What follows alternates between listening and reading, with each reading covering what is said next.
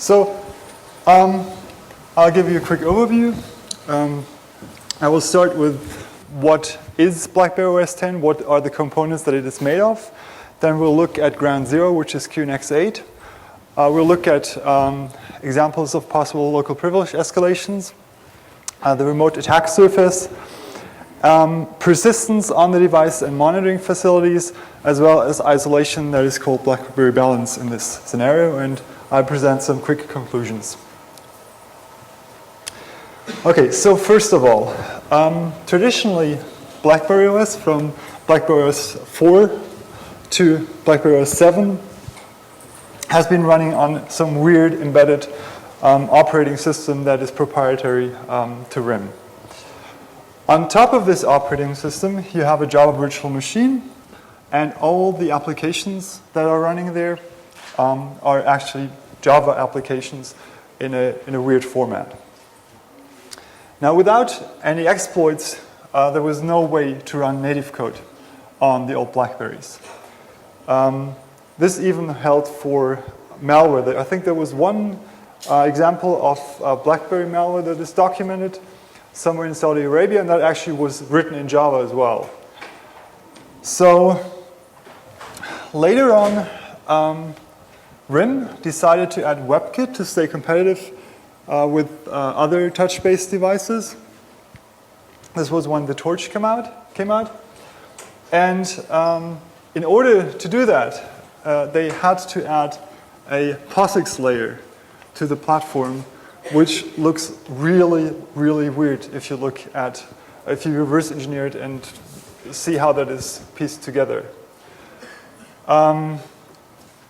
So in Pwn to Own 2011, when we first attacked the BlackBerry, that was the thing that we went after because WebKit has a great attack surface, and this POSIX layer gave us the at-home feeling. I mean, you could have gone after other things as well, image parsing and other things, but this just was more convenient. And with BlackberryOS 10, things have completely changed, and you're feeling even more at home now because RIM, or BlackBerry as they have called themselves now, have started using QNX as a foundation. So QNX is an embedded operating system that before was the main use of this operating system was in cars, in telematics units, and other embedded devices. Then at some point they were bought by a company called Harman, and later they were bought by RIM.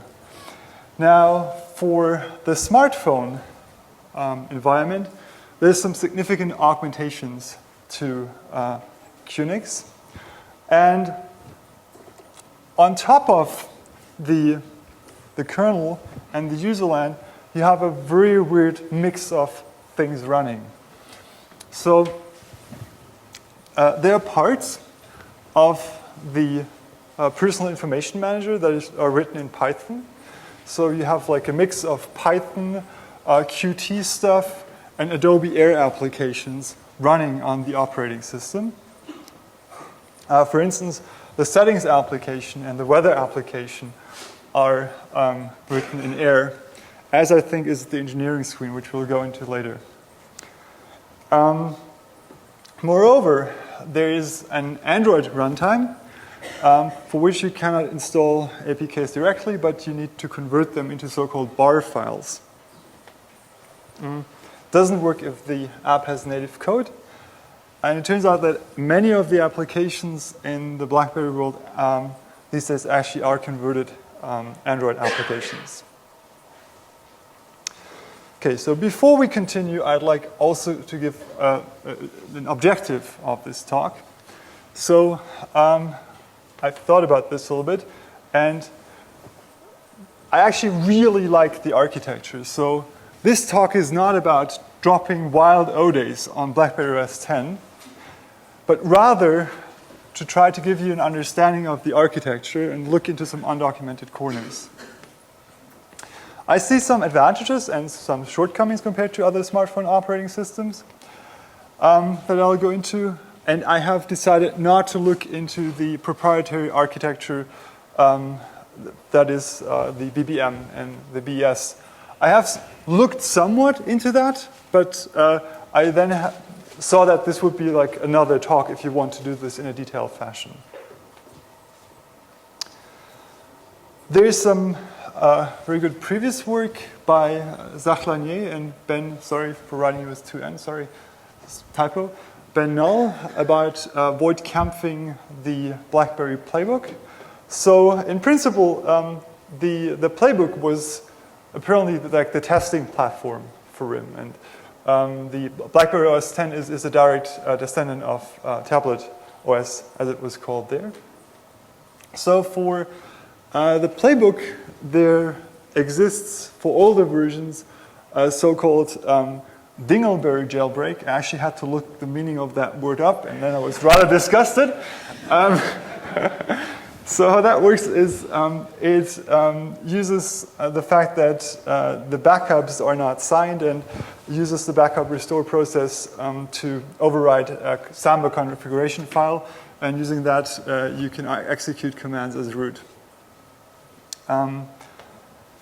Then there is a slide deck that recently appeared, I think like 1.5 months ago, by Alex Plaskett from MWR, who looks into various corners of BlackberryOS 10. And then also there is a BlackberryOS Z10 research primer by someone called Alex Antuk from Zec Consult.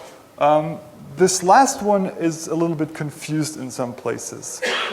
I try not to rehash the information that these people have given, except where I need specific things to explain something. So like if you want to know more, I urge you to look into these presentations and resources as well. Okay, so again, what's QNX? So QNX is a POSIX compliant microkernel.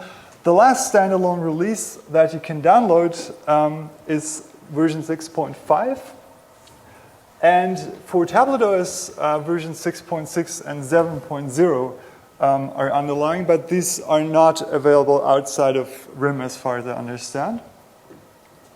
And there's another interesting thing which is called the QNX Car2 platform, which is will be used by Porsche in Bentley, and this is also based on QNX 8. Now there was a period of time that the source code was openly distributed, not in like an open source sense, but like you had to register and download it or check it out from their SVN between somewhere in 2007 and 2009. And you can still find copies of that online on some Chinese sites, or I think I found mine on some Brazilian university FTP server. And that is actually, if you want to dig deeper into the kernel, that is a very, very helpful resource, because then you don't have to reverse engineer the whole thing. There have been numerous changes, but it's good to know what the starting point is. So what are the responsibilities of this microkernel? This is very basic. So as microkernels work, they only have very basic functionality. So what this thing does is basically message passing, memory management, process management, and debug and tracing if you have instrumentation enabled. Oh, and process loading, of course. Now, device drivers, file systems, and networking are not in the kernel. All that runs as user space daemons. So if you look at it, you have this thing down there running in ring 0, and all of the things. I mean, these are just examples that will run on these phones. Of course, there's lots more things going on. But I think all of them except for the menu service run as root as well, which is kind of important. So they all run in user space. Then there's something that if you're used to POSIX operating systems but you've never seen QNX before, this will look weird for a second, but it's a very important mechanism in the system. This is the QNX persistent publish subscribe system, which basically gets mounted into root PPS, and this gives processes and threads on the system asynchronous communication abilities with persistence beyond reboots. So in QNX, the data that is stored here is usually binary. For QNX 8, in BlackberryOS 10, they actually have JSON encoding all of that data. I think the same was the case in the playbook as well. So this is also a central storage for many system settings. Think of it also like kind of like a registry for some things as well. Here from the Windows world. Now, the really interesting thing is how they have solved the challenge of granting fine-grained permissions. So every smartphone operating system does this differently. Some don't do it really at all. But for instance, like Android has these intents, and you can grant fine-grained permissions, for instance, for the camera or address book when you install an application. And how BlackberryOS 10 has a gazillion permissions, and how they're actually mapped to the operating system layers by a process called authman. And this basically maps the permissions or capabilities to access control lists. So someone apparently here was a really big fan of the POSIX 1.2e ACLs. So if you look at the file system, like every second file on average will have an ACL attached to it. And in most cases, that's actually done dynamically by authman. And how this works is by the application requesting permissions through a device, and authman granting them according to configuration files which are stored in etc authman. And in this, you can actually have like macros for other things. So for instance, if you want access to the personal information manager, I think, or private or personal information manager, then you have this access PIM, right?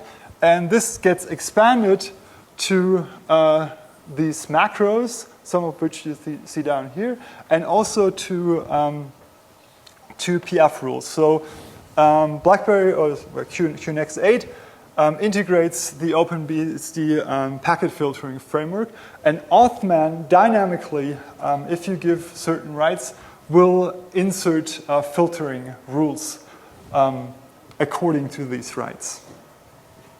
So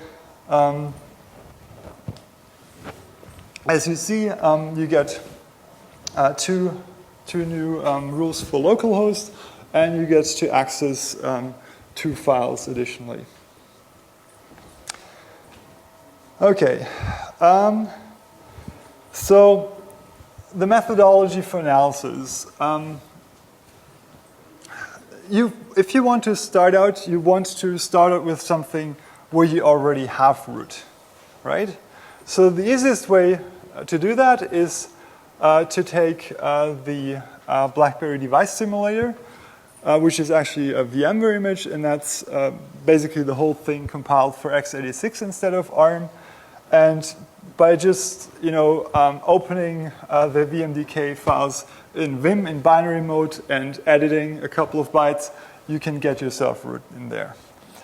Then there is so this tool didn't exist when I started, but now there is a tool called Sashezi, I think that's how it's pronounced, by some Crackberry 4 member, xSasha.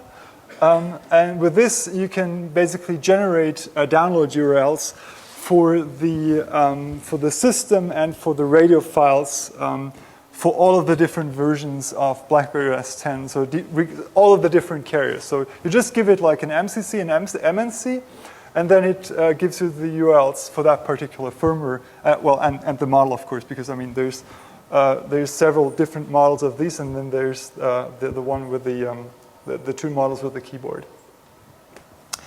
And the second step was to enable development mode on the device, and then you can log in as SSH as dev user.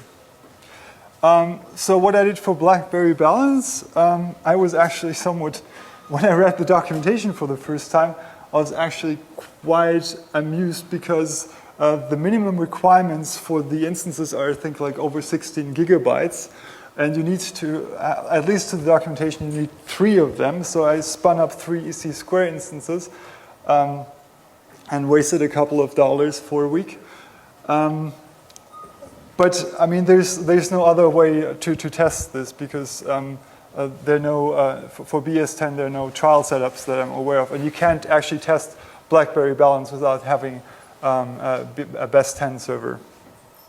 The good thing that there's a trial license for this.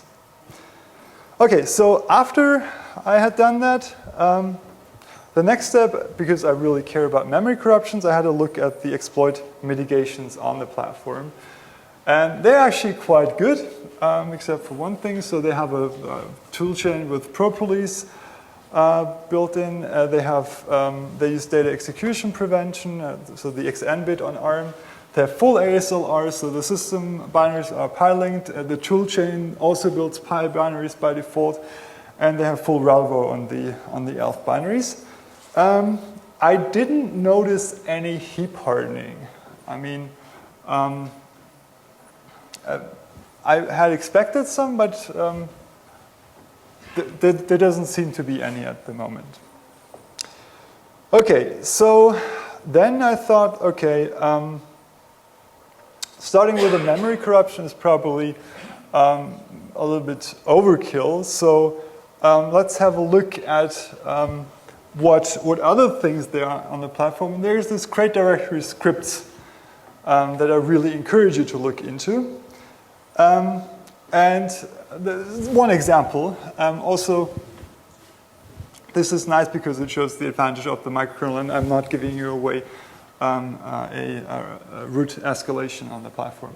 So there's a program called PIDIN, which is the bastard PS on QNX. And this doesn't, as many other utilities on QNX, it doesn't filter the output. So you can actually have things like backslashes so you can have character returns and semicolons and shell meta characters and everything in the output. And there's like this script USB host. And this takes the output and it assumes a certain format, which of course doesn't work anymore if you have a program that contains a carriage return already. And using this, you can kill other processes running as USB manager. Unfortunately, they don't run this as root anymore because this RIM USB manager Nile, so Nile is the platform apparently for this, it executes this shell script after having dropped privileges. And this actually saves the day here. There are many, if you look at this directory, you will notice other similar things, and in some cases with greater potential than just killing processes. But what I started noticing was that from 10.0 to 10.1, RIM really seems to have realized that running so many things as root is not a good idea. And in each release you see that they take some away. And this really mitigates these kind of problems. Okay, so let's look at the remote vectors. Obviously you have the installed applications, you have browser bugs and WebKit. if you take like, just look at the version of WebKit that they're using on the platform you're attacking, and then you look at trunk, and then you look at all the test cases that are in WebKit trunk for reproduction of various memory corruption vulnerabilities. That way you can easily find something. And they work without problems on that platform. But you need another privilege escalation to make something with that. There is the media synchronization tool, which I found interesting. So this is called MMSyncLite. I find that particularly interesting because this is something for basically generating thumbnails of all different multimedia files that drop on your platform. And this runs in the background, and obviously it needs to parse those image files. That's another vector, and of course there are the direct vectors, IP version 4, and I was actually surprised that it also supports IPv6. Proximity-based, you of course have the cellular baseband, the Wi-Fi, processors in the Wi-Fi firmware, Bluetooth, and NFC as vectors. Now for IP, that's really interesting because I noticed several crashes in their IP stack, which I think in the year 2013 shouldn't happen anymore. I'm still investigating that. It seems to be IPv6 related, and it's totally unclear to me at the moment whether it's exploitable. But when I looked at that, for the first time I realized what the advantage of microkernels for the offensive side is. Namely, the networking services and the drivers will be restarted for you. So that makes exploitation a lot easier because it's not just a one-shot anymore. So if you screw up, you can try again. I have to warn you though, you'll see this later, if you fool around with that, make sure that you're not logging everything to RIM. We'll talk about that in a bit. So for the baseband, there are different configurations of this Z10 available. I have looked at the other device, and the Z10 seems to be the only one where this is the case. And all of the handsets except of the STL100-1 use Qualcomm chips. But this STL100-1 uses an ST Ericsson Thor cellular chipset with a TI-OMAP application processor. I think this is because initially when they start developing the platform, they had these Def Alpha devices and they're all aware of this exact same chipset combination. And this actually runs the old Nokia stack that was bought by Renesas and licensed to Sony Ericsson. The problem is the baseband division of ST Ericsson now is defunct. They don't develop anymore. They kick out all their people. And this handset still is sold in Southeast Asia, the MENA region, and Turkey and Spain. From the baseband difficulty levels for an attacker, it's significantly easier to attack this one than to attack the Qualcomm chipsets, because as far as I'm aware, currently there are no published techniques for wrapping on hexagon. This is a typo again, because I was confused of the models. At the moment, I would advise to stay clear of the STL100-1. The difficulty levels of exploitation from the baseband side to the application side are a completely different story. I haven't looked into that, just like general observations on the baseband itself. From what I've seen, and I've heard people from RIM claim to me a different thing in the past, there don't seem to be any modifications of any significance from a security side to the baseband source that they have. So it matches really, if you bindiff the baseband binaries, it matches other vendors. Okay, now, after a while, I ran into this interesting facility hidden in the engineering screens. So the engineering screens, if some of you have toyed around with Blackberries, you will be familiar with them. This is basically a special mode where you can look at, like, say, your cell environment or various parameters for Bluetooth and so on. And for that, you need to have a code that is derived from the pin of the device, basically the hardware identifier, a time period that is translated to a long string, and then they use some secret that is derived, I think, from Doctor Who, with a SHA-1 MAC to generate, I think, an 8-digit number that you enter, and then you basically unlock this engineering screen. And I was very surprised when I looked at this engineering screen on this device that they have something called remote lock collection. And this is if you reverse engineer the services for that, you see that this is controlled through a PPS system QUIP. So I would have actually never looked into that, because in my notes I had this QUIP thing down as QNX instrumentation something services, which sounded totally uninteresting until I ran across this.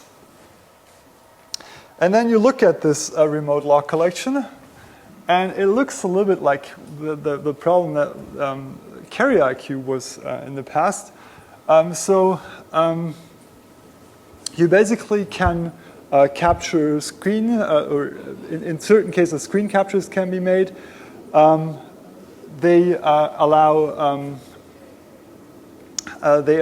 you not to notify you when these diagnostic events occur. You can have raw memory captures. You can capture voice and audio, and this sampling of network traffic is actually running TCP dump for an hour and then sending it back to RIM. I was not amused at that time. Now, however, then you look more deeply into that, and you see that this is linked to something called libforensics.so. And this is actually, these are the functions that this library offers. And this hooks into the BBM application, into the camera application, NFC libraries. There's something called a thermal flight recorder, apparently, so to log the thermal data of the handset. And sensor services, which, funnily enough, from this I found out that they have a device for face detection, And then the question for me was, like, how easy is it to actually enable this? And it turns out that there's actually some cryptographic protection for this. And there's several classes that you can be in. You can be a RIM employee, can be a carrier tester. And they have tokens that are signed and verified. Actually, they're signed a little bit obfuscated. The tokens that they store are a little bit obfuscated and signed. And I found it somewhat curious that the path that they have for the individual tokens is the download directory. So if you accidentally download something as QUIP-auth, then the next time you can be introduced to this logging facility. And if no valid token is found, there's a list of different carrier tokens that is tried. And also there's an override property that you can use to force enable this, apparently. And then you look at example tokens just to see what the general setup of these is. And they have a field called auth activation message, which is very nice because that way they inform the user that this is being performed to them. However, this is not something that will be displayed in general. This is something that is set in the token. So if I want to enable this without without displaying the message, then I can just send a token like this to the user, and no message will be shown. And the really interesting thing is that most of these processes that deal with the crypt functionality also are running at elevated privileges. And for instance, there's something that there's a plugin for this crypt that looks at the crashes, and it looks at critical crashes. And crashes are stored in var log, and they're stored according to the process name that has crashed. And again, there's no filtering going on any of the characters, so the proc name may contain shell meta characters as well. And then you see that this crash monitor, there's various dances with these log files or these core dump files in var log that that all involve executing system. So this is not only useful for logging. That's what I'm trying to tell you. Okay, that was the fun part. Now let's talk about the more problematic part. Initially, I had strong hopes that persistence on the platform would be hard because the device is a trusted boot device. So the system binaries, when you boot up the device, will be verified according to a chain of trust. And there's actually a file for that for the bootloader to verify. However, if you compare the code verification that they claim to have, then you see that the code verification is not actually going on at the binary level. So it's not actually binaries that are verified for installed applications, but basically the code verification happens at install time of the application. So in some other presentations, people claim if you're a dev user, you can copy binaries to the system and execute them, but that's not true. If you're any user, you can copy binaries to the system and execute them. It's just you can't, unless you have some exploit, you can't install forged packages easily. But you can totally get binaries on the system that remain there, and then there's another trick that you need to do to get them executed after every boot. So persistence on BlackBerries at the moment is significantly easier to achieve than on last generation iOS devices, because on iOS the verification actually is on a page level of the binaries, right? So it's actually the loader and the kernel that work together. But it's somewhat, if not significantly better than for most Android phones, as you're probably aware of. Okay, last but not least, we'll have a look at BlackBerry Balance. And BlackBerry Balance is the solution that they have for separating your phone into two environments. They call this parameters or domains, depending where you look. And basically, you can have a personal parameter in which you have your Facebook, Twitter, whatever, all of your Angry Birds. And then you have an enterprise parameter, which is connected to your corporate network, where you have your corporate applications and your corporate email and so on. When I saw this for the first time, I was wondering, hey, how does this work? I mean, why do things show up in the BlackBerry hub from both sides? How is this integrated? And then I looked into that, and it turns out that the implementation is actually just by having different user IDs and group IDs for both sides. So basically, if somebody gets root on the device, it's game over again. So initially, I had hoped there was some deeper mechanism involving trust zone to make the separation, but this turned out not to be the case. And the perimeter manager is the thing that actually implements all of this, that that gets the policies back from the enterprise server.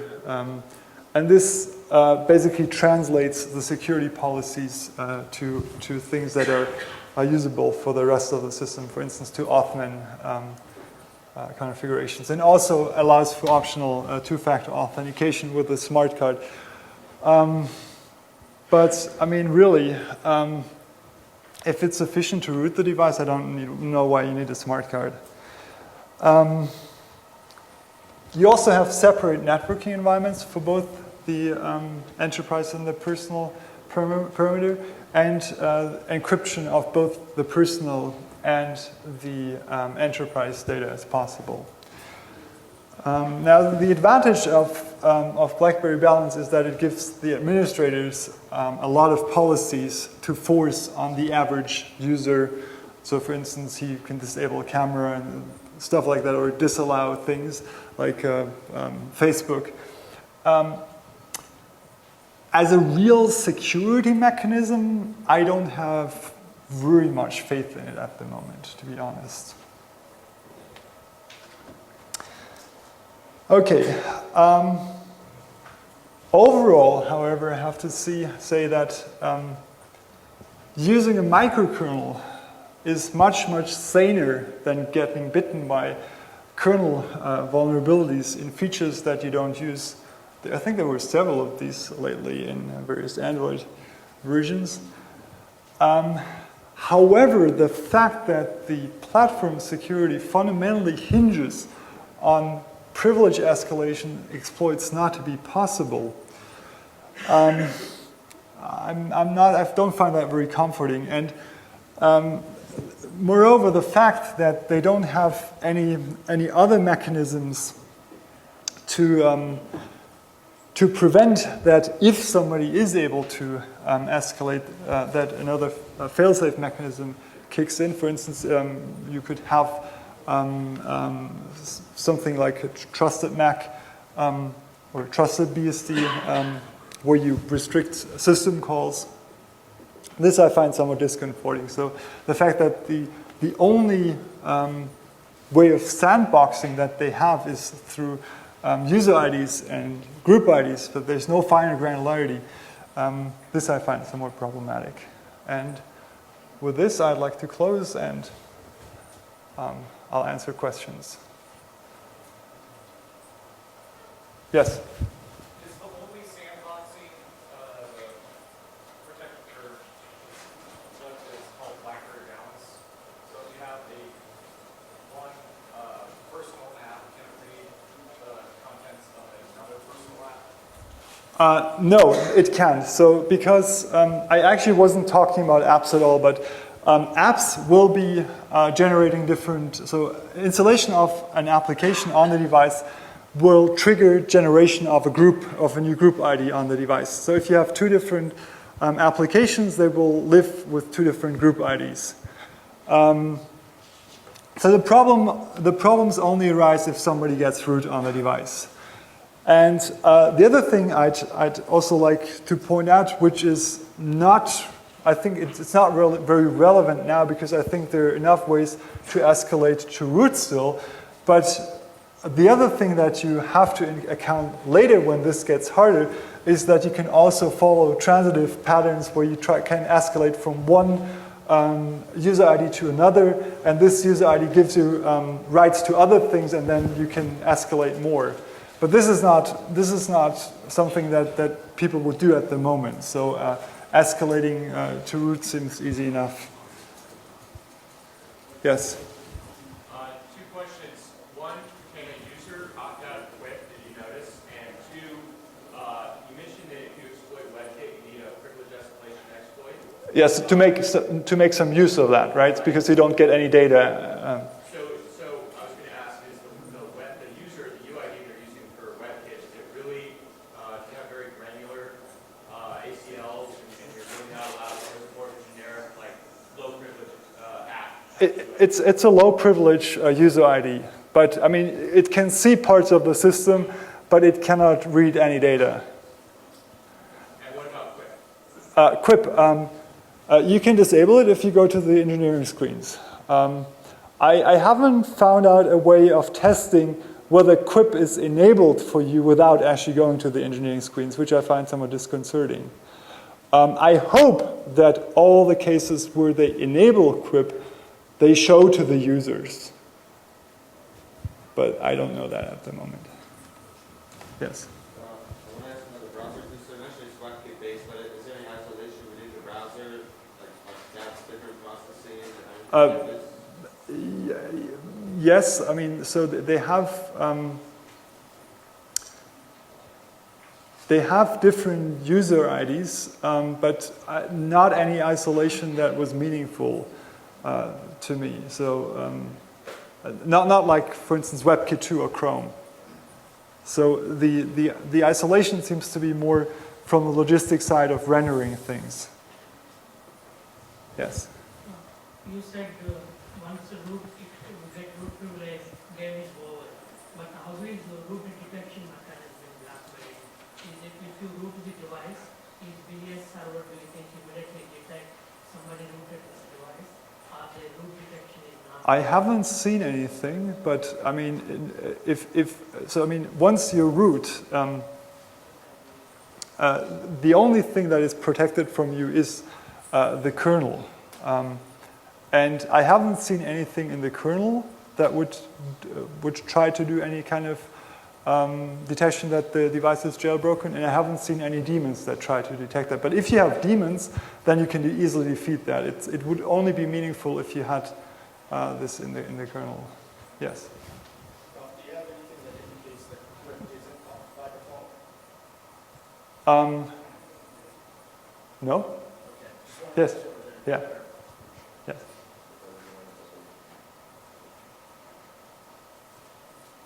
Okay. For BlackberryOS, go back to encryption for a second. What I think I heard you saying in the clean encryption separation between two parts of the device. I'm sorry, I'm not able to hear that. Sorry. BlackberryOS, I think what I heard you say from encryption basically is that there's no real separation cryptographically between the personal side of the device and the enterprise side of the device. So the encryption is really like one set of keys for the whole device, right? It's not separated out. No, so things are encrypted separately, yes, but the thing is, once you have root on the device, you can also get the keys for that. That's the problem. So they will use different encryption keys for the personal side versus the enterprise side, but the problem is that, once you root, you're able to debug the process that is using those keys.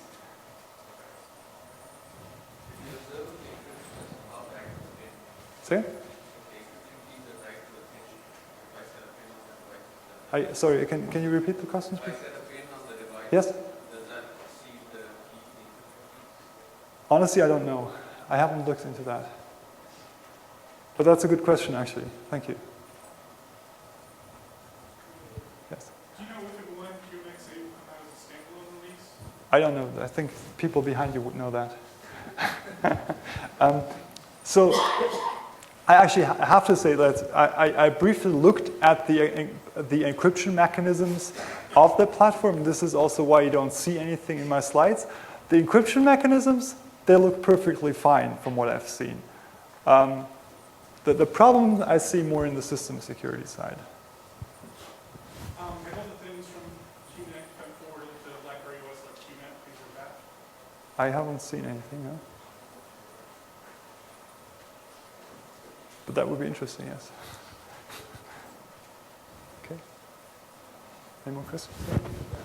So I've also just looked at BlackBerry for a short time, but I see what happens is that when you put it into developer mode, it does start kind of a web service that you can Yes. also get. And what I saw is obviously you can't just, if you go and make a normal connection to it, get to it. And what I saw from taking the simulator and the binary, that obviously there's some user agent that they look for. This is actually interesting. So there's, okay, but go on, sorry. Yeah, so what I say is that obviously they use the web service that you're allowed to actually push apps using what they call, obviously using Samba. Yep. Like if you hand that to push the apps on. And you were saying that there's kind of no heap-based protection. So how would I maybe go into that? Because I'm looking into ways to use the web service to maybe see if I can push malicious apps through there or see if I can find vulnerabilities from. So wait, you have like a heap exploit that you. Well, it's basically the question because if you log on as a dev user, obviously the dev user can't access say / applications to actually look at all the installed applications and all that.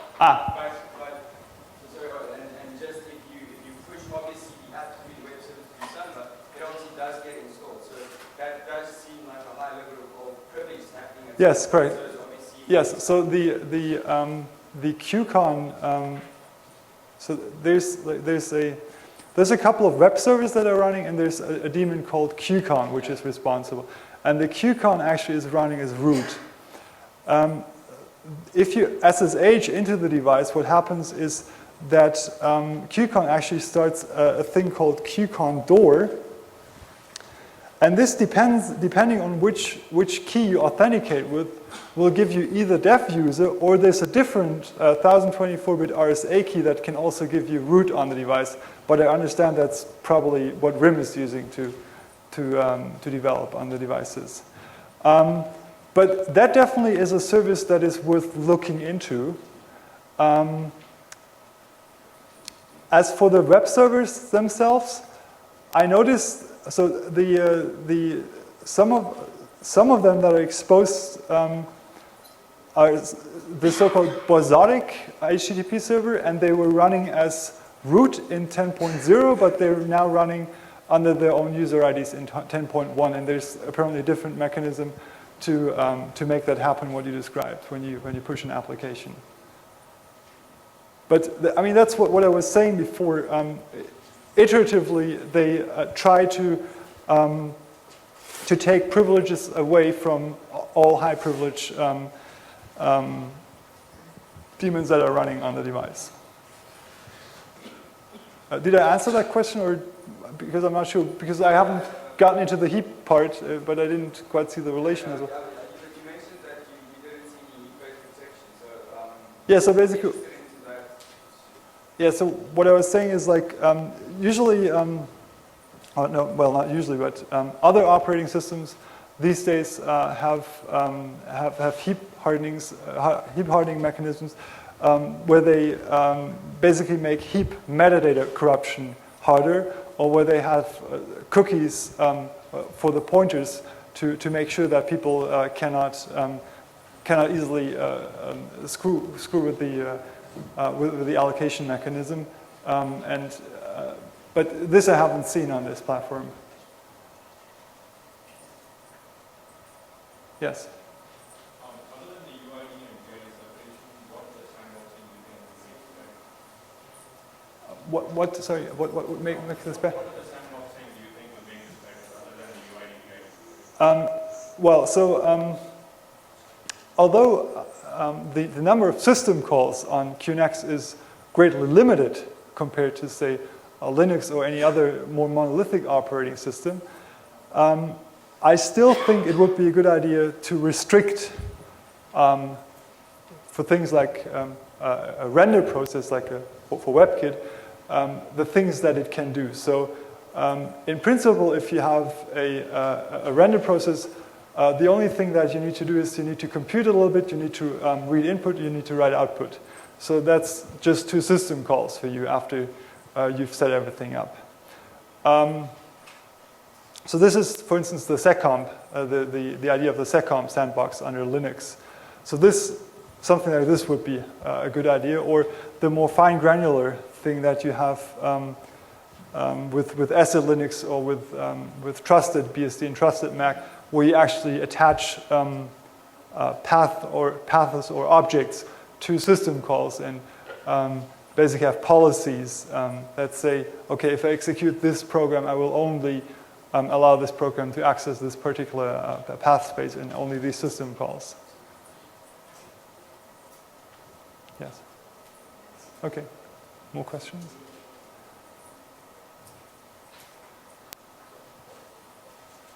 Yes. What I'm seeing in some of the apps, if you look at Windows, say 8, they've got maybe a runtime broker service that actually holds all the communication between the metrics or apps. And what I saw on BlackBerry is the app process obviously containing the app or the BlackBerry store apps that are running, or Yeah. the actual apps or the mobile apps. Is there a way, or have you looked into getting a wrapper maybe around the app process so that it can maybe hook that into GDB and actually see how the process actually pulls in the mobile application and then puts it into, like when it executes, how you can actually analyze it from backwards? I haven't actually looked at applications at all. So I have looked at the privileges that applications have. I haven't looked at the inner workings that happen when you install an application beyond looking that the verification looks sound. So, but I understand. So you can. I think you can look at the Void Camping slide deck. They have done some looking into that. And I think, from what I know, most of that still is relevant. So Tablet OS and BlackberryOS 10 are actually rather close still.